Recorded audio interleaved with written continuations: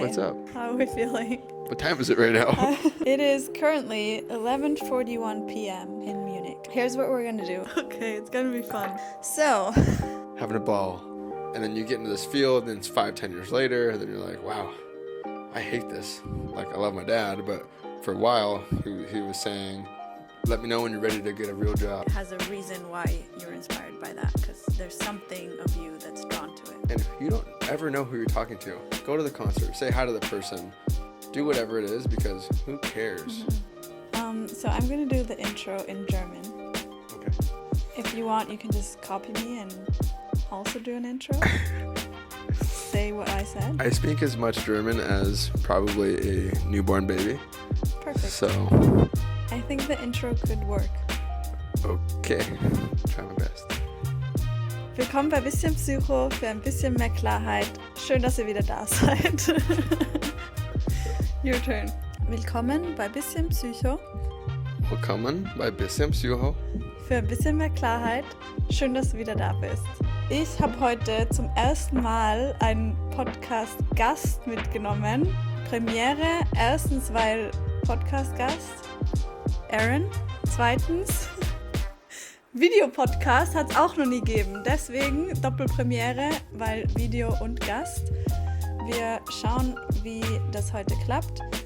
Außerdem fällt mir gerade ein, dritte Premiere ist ein englischer Podcast, weil Aaron nur Englisch spricht. Deswegen müssen wir heute auf Englisch wechseln.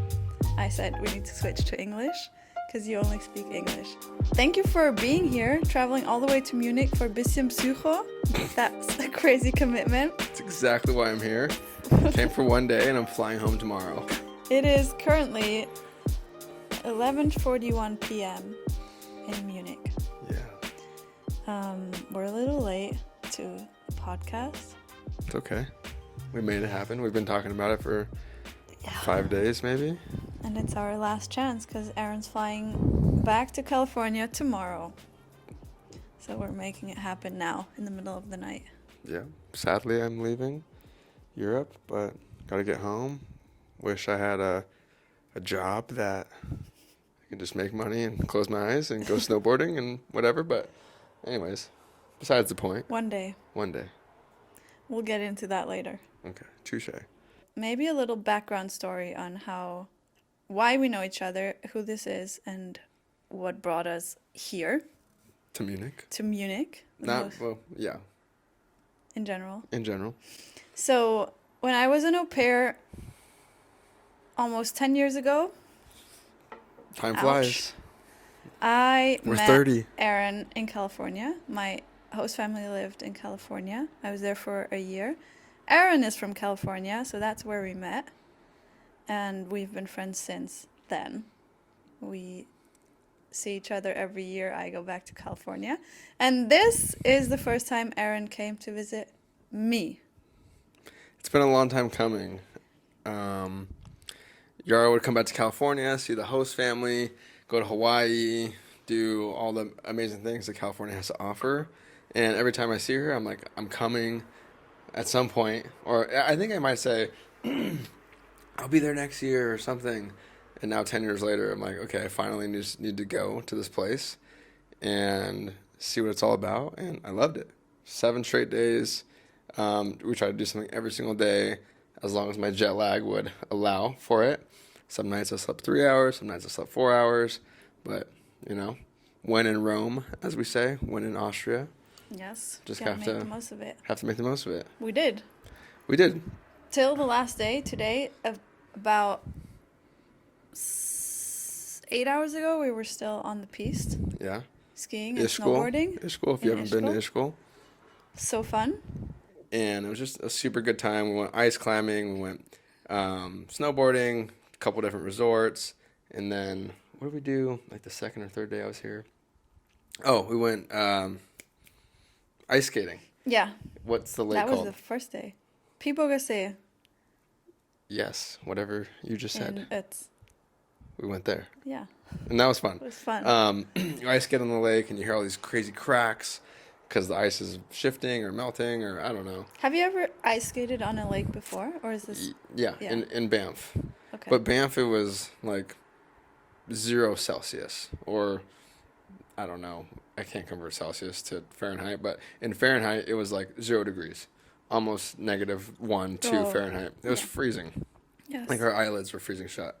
Oh, the video showed me? Yes. It was crazy.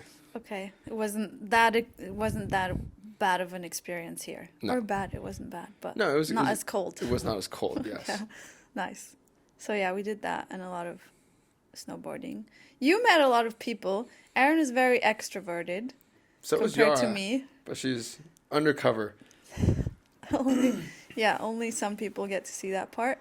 But if Aaron goes somewhere alone, he comes back with, I met this guy and I met this couple and we took pictures together and we went snowboarding. So it's not hard for you to Yeah, explore alone. it's not hard for me to explore alone. And actually, to an extent, I like it. Like last year, I did Japan with 5 guys, 5 of my friends, and we snowboarded, went all over Tokyo, Kyoto. It was amazing, but some nights, someone wouldn't want to go out, or someone didn't feel good, or like someone's moving slow. So like when you're by yourself, I like it because you go do what you want to do, go see what you want to see, and you get to talk to whoever you want, or Yeah. not talk to whoever you want. So True. like Yara said, I met an older couple. They showed me all over Ishkul my first day. They're like 60 years old. And then I met a couple guys my age, went out to the bars, just good company all around.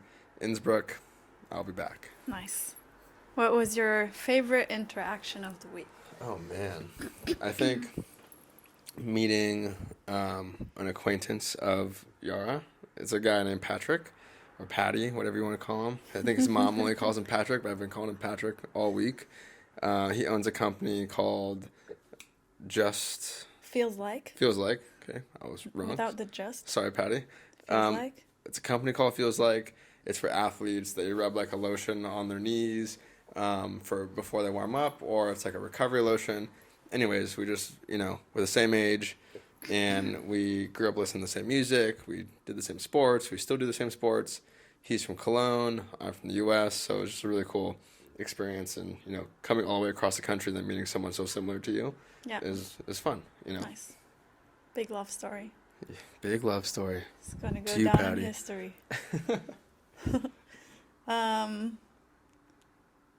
Yeah, one thing I was going to ask you, in the back of my head, it came to me when I said you're very extroverted and easy meeting people.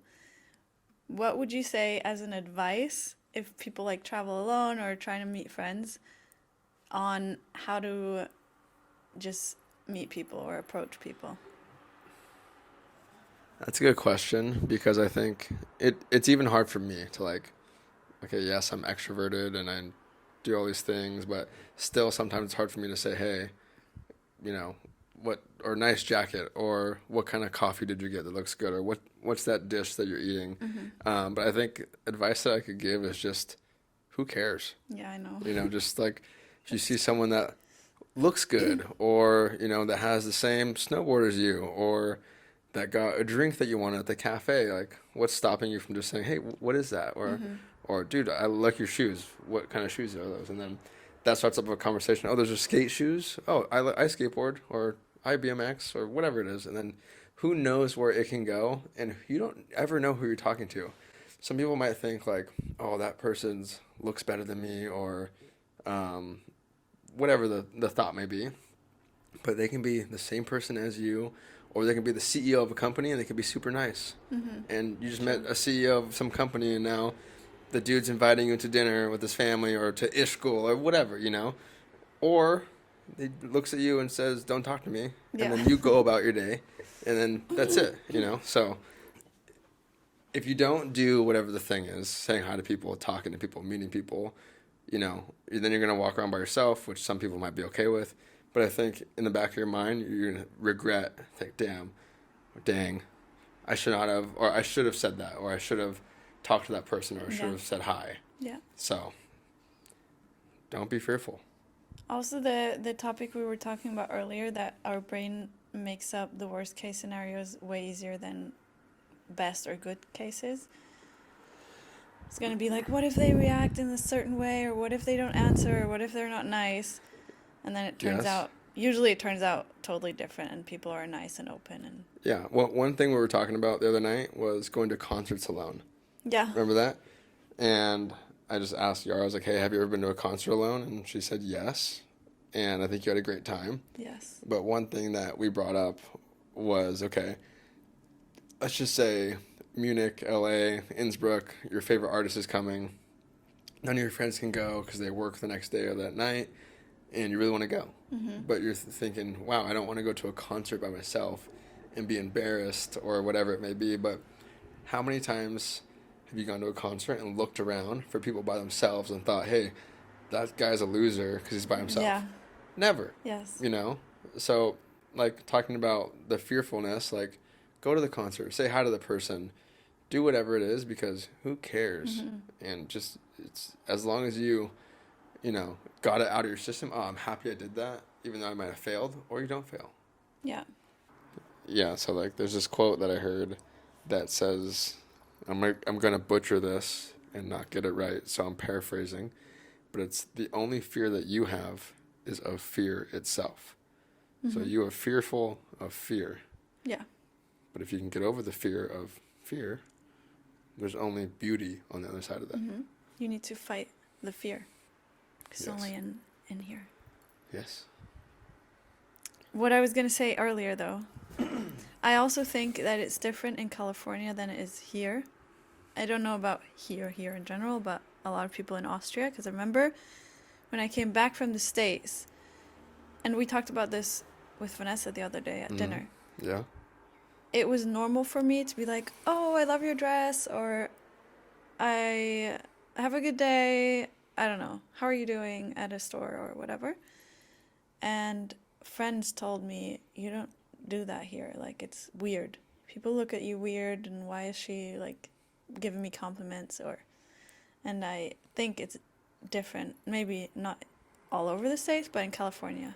Yeah, I mean, California is what we call a melting pot, so there's people from everywhere, all over the United States, all over Canada, Mexico, Europe, you go to LA, you go to anywhere in California, there's people everywhere.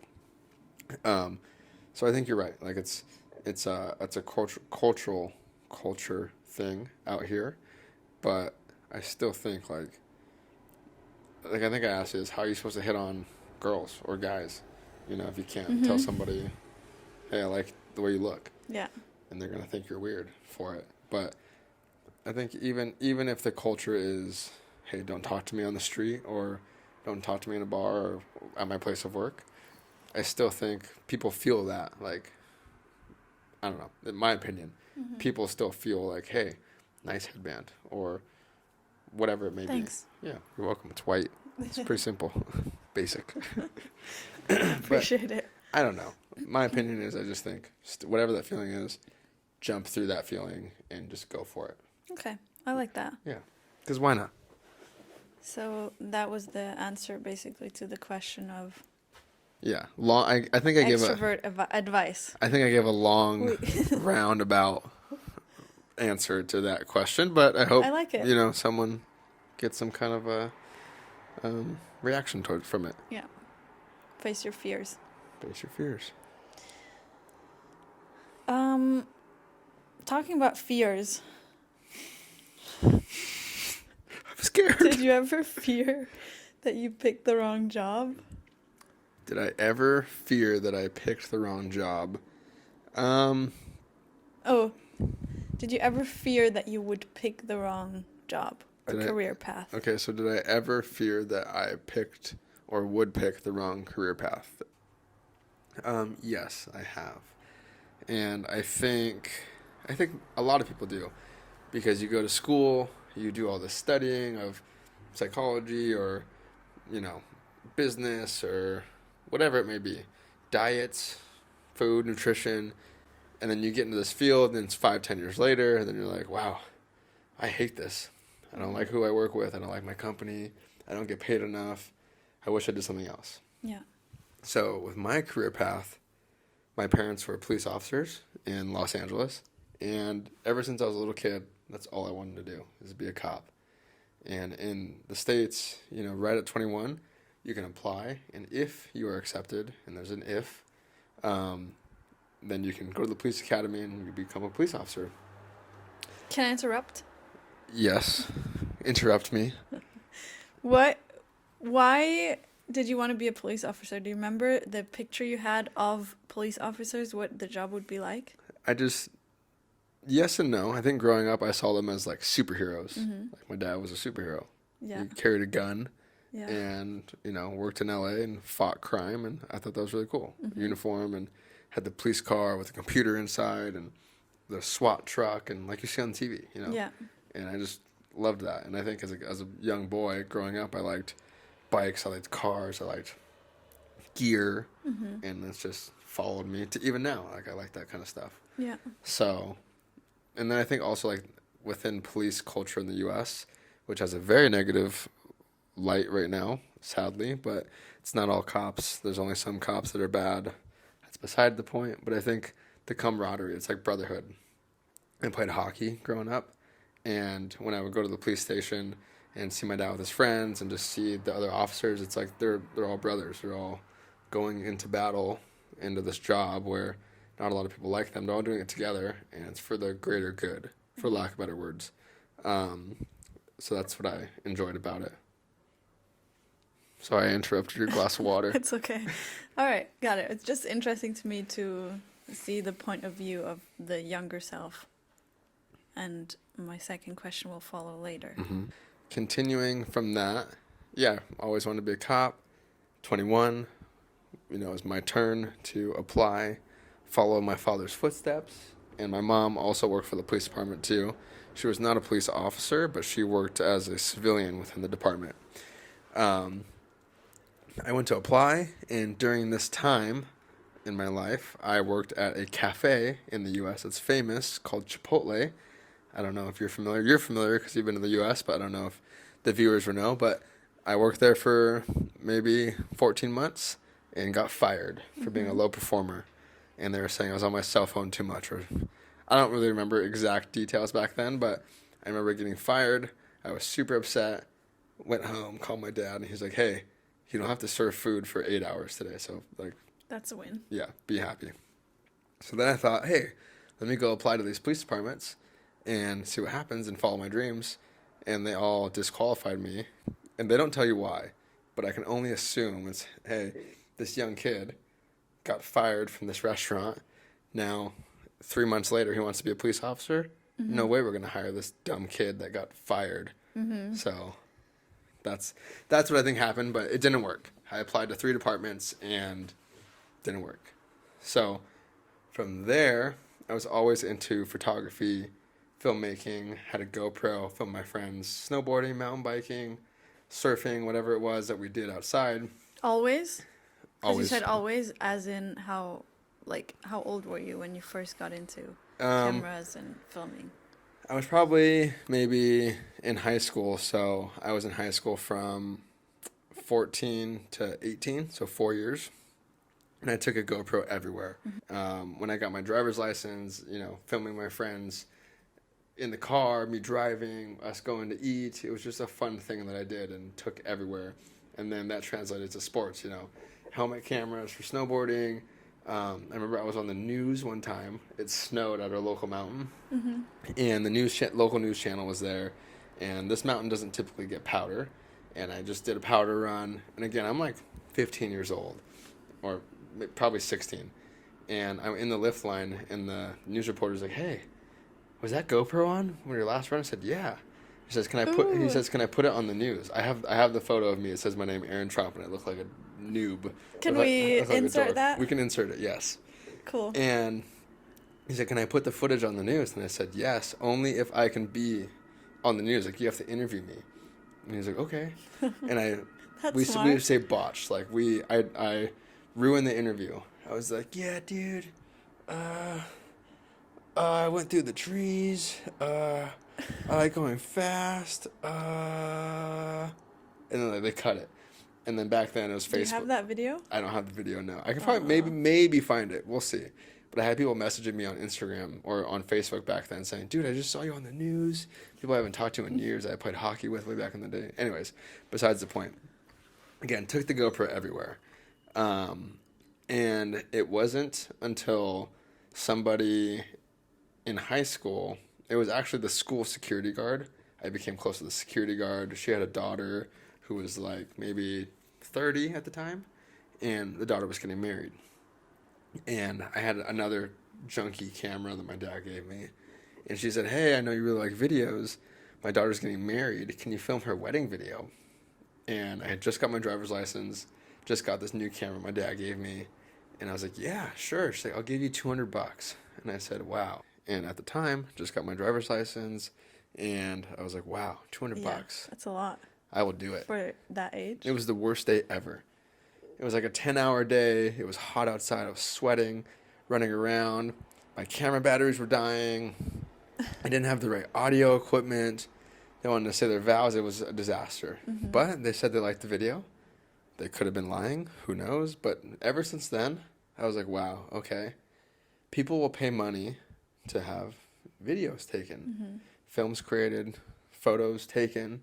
And when the police officer thing didn't work out when I was 20, 21 years old, I thought, okay, I'm really going to jump in to this and see what happens. And my dad was a cop for 35 years. And, you know, all I wanted to do is become a cop. So when I said, hey, I'm gonna, you know, buy a new camera, or can I have some money to buy a new camera and to fund this career that was a pipe dream, as we say, he was like, what? Why would you do that? And like I love my dad, but for a while he was saying, let me know when you're ready to get a real job and become a cop. Yeah. And it wasn't until I landed my first big gig where I was filming music festivals all over the nation. We were doing Trippie Redd concerts, Stevie Aoki, Fetty Wap, back when Fetty Wap was big, Alice in Wonderland, and a mix of other people. And this company was flying me across the nation to film, and I was getting paid. And my dad was like, hey, they're paying for your hotel room, they're paying for your food, and they're paying you, like, you know, $1,200 in 2 days. And I was like, yeah, kind of crazy. Yeah. I can't believe it either. And it, you know, snowballed from there into race cars and working for my idols, and, you know, working with Travis Pastrana, Nitro Circus, Sammy Hagar, and Guy Fieri, the guy with the crazy hair on TV that has the cooking show. I don't know if you guys have that here, but it's spawned and snowballed into so much that I would never in my wildest dreams ever imagine if I would have become a cop at 21. So I thought, wow, this sucks. I can't become a cop. But, you know, the flip side of that is, look where it's taken me over the past 10 years, all over the world, literally. And I've met so many incredible people at different companies that I've worked with or that's hired me, and business owners, and had so many great experiences that the average person, like, doesn't get to experience. And I'm so grateful and blessed. But, yeah, you know, if I would have just been upset and fearful to try anything else, I wouldn't have these crazy experiences. And that's what got me into traveling. Like, that's why I'm here. Hey, I'm going to go snowboarding in Austria. I can only be there for 7 days. Yeah, let's book a plane ticket and, you know, then I fly home and life goes on. Yeah. And people are afraid to travel. I don't have that much time, or it costs too much money. Like, okay, finances is one thing, but if you can make it happen, just go do it. And I had the best time. So. And you get to travel with your job. And I get to travel with my Not job. just on your free time. Yes. Anyway, what I was going to say to that, first of all, congrats and my deepest respect for you hustling, because without all your work that you put in, you wouldn't be where you are. So it's a product of your own work and dedication and motivation. It's a hustle. It is. And without your... Grind? We say grind. Like, grind is a good word. Yeah, Thanks. without the grind, without the hustle. Yeah. You know, I think a lot of people get into a routine and they get complacent, and to some people that's okay. You know, but if you really want things out of life, I think you have to hustle, you have to grind, to put yourself out there. You have to talk to that person. Like, a lot of what I've had to do to make it into certain rooms is pick up the phone or email or DM, hey, this is who I am. Like, can I make a video for your business? Or when I meet somebody, like, hey, this is what I do. Like, do you guys need photography? Yeah, but we have no budget. Okay, if I don't have a portfolio, okay, I'll come do it for free. And then, you know, now you have a portfolio of whatever that is. Yeah. So it's a hustle. Makes sense.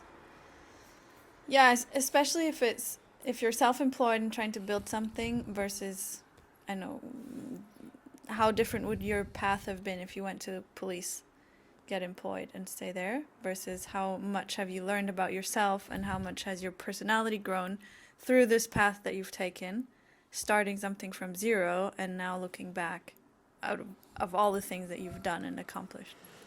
Yeah, I think if I would have become a police officer at such a young age, I mean, I'd have crazy life experiences also, just dealing with things that we deal with in the U.S. Mm-hmm. I think that it would not have opened my eyes to entrepreneurship or just big business, corporate, and then small business, the startup world, to music festivals, to like, filming Max Verstappen at an F1 and IndyCar with Honda and all these things, Travis Pastrana. It would not have opened my eyes to that and seeing like, hey, famous people are just normal people. Mm-hmm. Or music concerts and festivals. It looks really cool. You pay all this money, but it's just like a bunch of dudes that set up the stage, and like the concert wouldn't be anything without regular people also.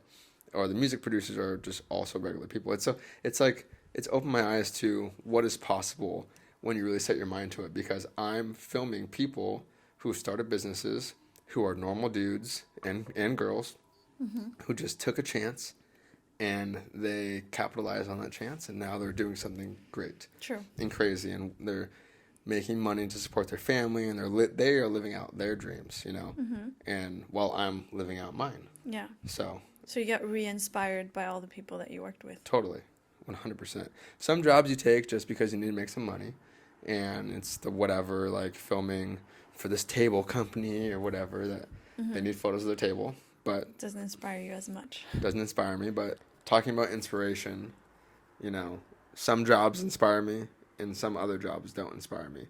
Some jobs are just to make money, and then other jobs I'm working with my idols, or like massive race teams, Honda, Acura, whatever it may be.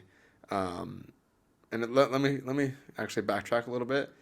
I would not have gotten anywhere in my career also, going back to talking to people, without the friends that I've made that have said, oh, I know a guy that does photo or video. It's Aaron. Like, Mm-hmm. give him a shot. Mm-hmm. Or people advocating for me. So I think, being a little bit extroverted, making friends, being friendly, and just being a kind human Yeah. also is what you need to take you far. Because, if you want to go fast, you go alone. But if you want to go far, you go together. And I to like go that. far, people have plugged me into different jobs with Mm-hmm. CEOs and, race teams and whatever it may be. So Yeah. whoever's watching this, if you know who you are, thank you. Talk to people. Yes. But when you said that, remember today we were sitting on the lift Mm-hmm. and someone asked me what I do. And I Yes. said, oh, I'm a psychologist. And that would have been it.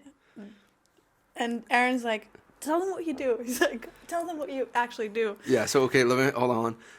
Yes, exactly what she said. But we were with a new friend of ours both, and they were speaking English because they're very kind to me and speaking English so I can be included. But yes, the guy was like, oh, what do you do, Yara? She's like, oh, I'm in psychology. And then I said, oh, but tell them what you really do and like what you're really passionate about and the other side job. And she said, oh, she was like I can hear her trying to think of what to say in English. I said, no, tell them in German. And then she rambled in German. And then what happened? I told him what I do with the job counseling and finding jobs for people that are unhappy in their job, find their potential and figure out which way or career path would match. And the guy's like, oh, I need to do that. I'm not happy with what I'm doing, and I've been thinking about that for a long time, that I need to find something that inspires me more, or that finds like strength in me, or potential. Something that like maybe lifts him up, or that he can learn from. I think, Yeah. like, generally Inspires. speaking, he wasn't happy with his job. Yeah. And you might have just let that go Mm-hmm. and just, oh, I do psychology. And that would have been it. Thankfully, I know what else you do. The So pro just helped me to push. I'm not a pro. Let me restart. To get to where you want to go also, I think you need a lot of hard work, but also a little bit of luck. Mm-hmm. But the luck, you have to make your own luck. by talking to people and putting yourself out there. Yeah. That's you making your own luck, and you've already done the hard work to back that all up. So I hope you get him as a client. Well, you get 50%. I will take 99% commission of that. Fair.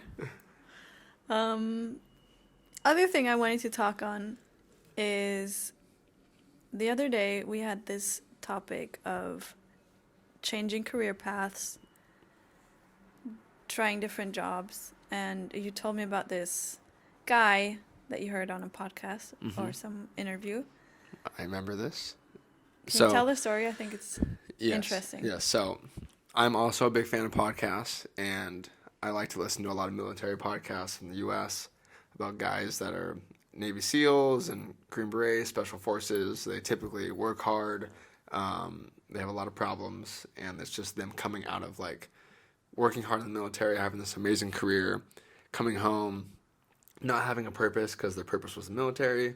They have all these issues, and then how they get out of that, and they start companies, and they become speakers, motivational speakers, and then now they have this life. So it's like a three course, part of their life where they come out on the end.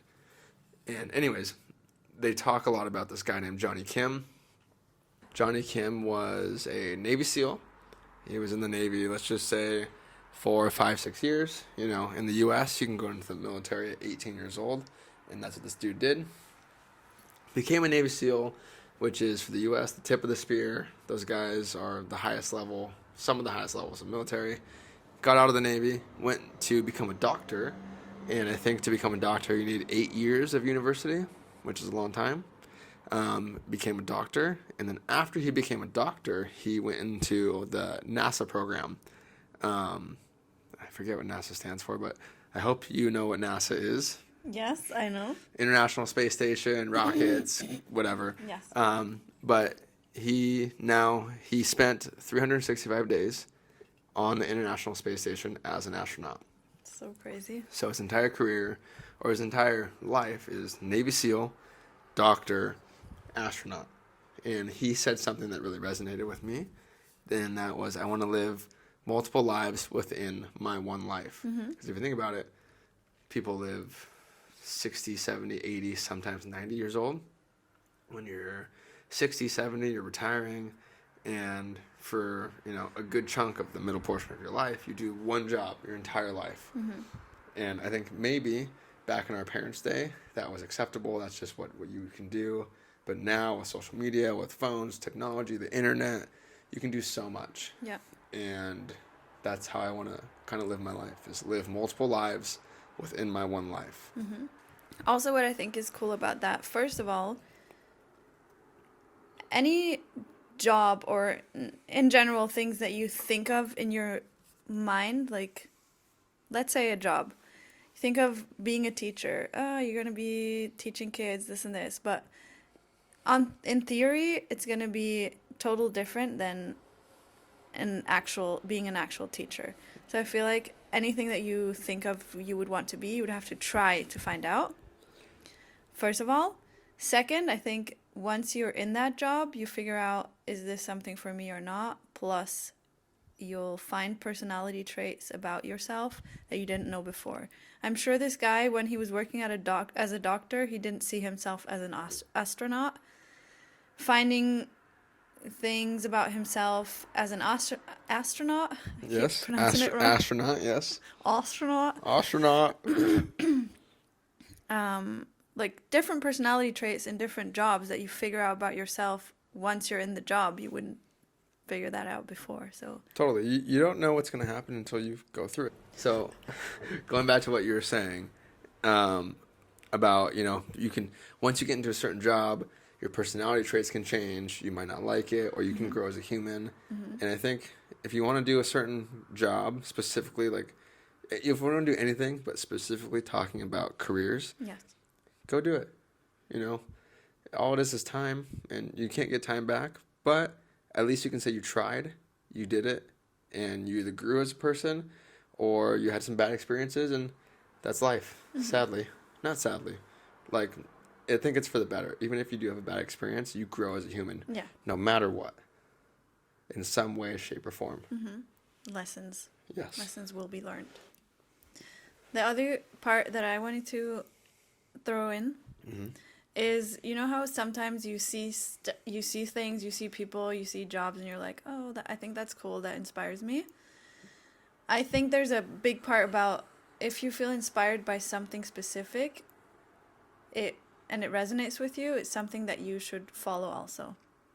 Because some things were like, okay, waiter, cool, but and then you see someone, oh, that he does content, I think that's really cool, and you look at it more, it has a reason why you're inspired by that, because there's something of you that's drawn to it. Yeah, and I think that comes with passion and, fulfillment, and,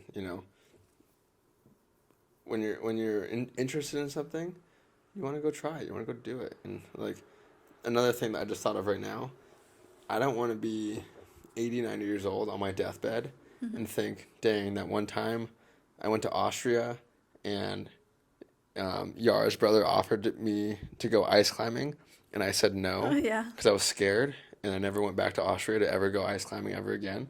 Like, obviously not that specific, because ice climbing isn't a big life experience or a life change, but, I'm glad I went ice climbing because it was a great experience, and I know now I want to come back and do that.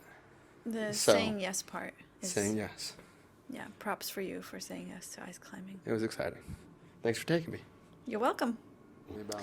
Oh, and the other day you were telling me about that you want to switch, or you were thinking about switching career paths again.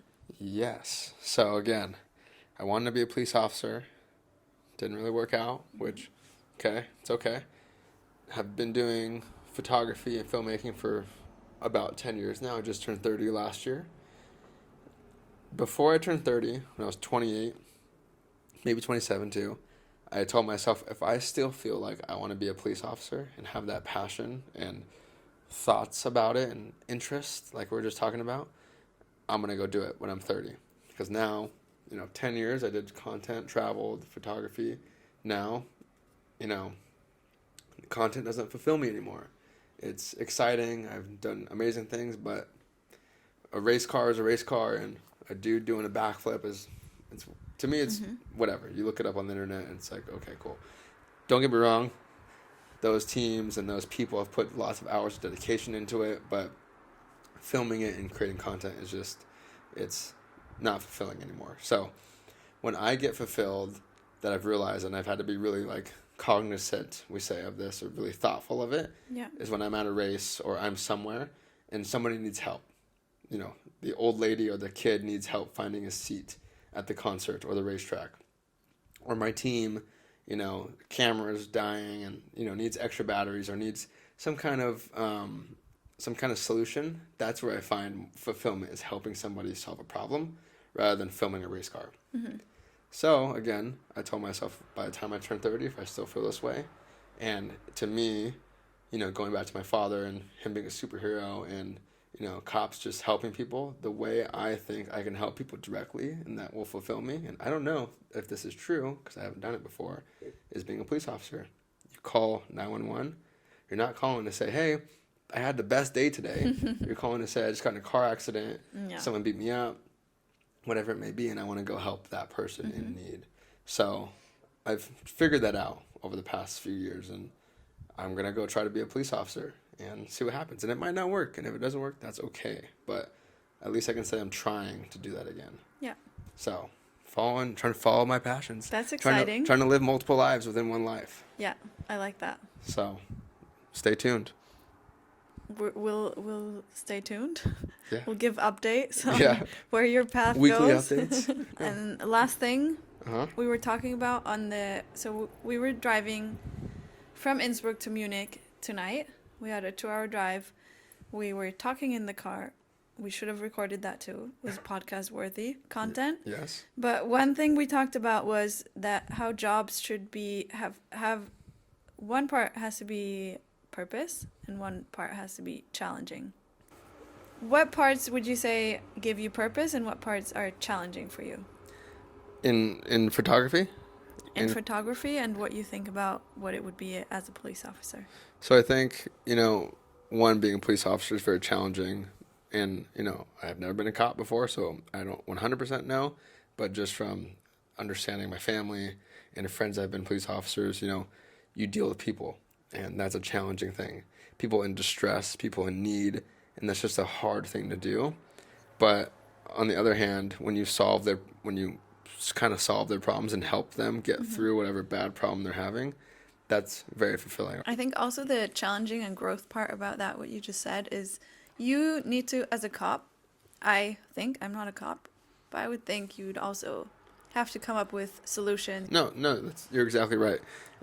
How do you solve whatever problem, whatever the person's calling, whatever their needs are, and, you know, basically enforce the law. And a lot of times it's like, hey, someone stole my bicycle. Okay, let's go find the bicycle and get it back for you. So that's the fulfilling part, and that's the challenging part. With content, I think the challenging part for me, and again, I've been doing it for 10 years, it's hard to stay creative. So that's a challenging part, but also it's storytelling. Hey, you know, you have this story. I'm going to come make a film for your business. How can I tell your story? And the rewarding part would be I get to help give you a piece of content, a video piece, that helps grow your business so you can support yourself, support your family, and make a living.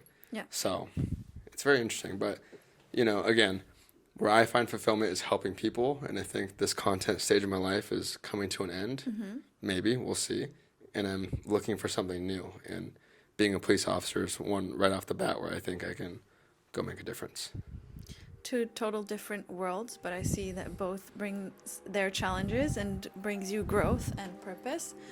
And I'm excited to see your path. I'm excited where it goes, how the police officer job and career path goes for you. Yeah, thank you. And we'll see.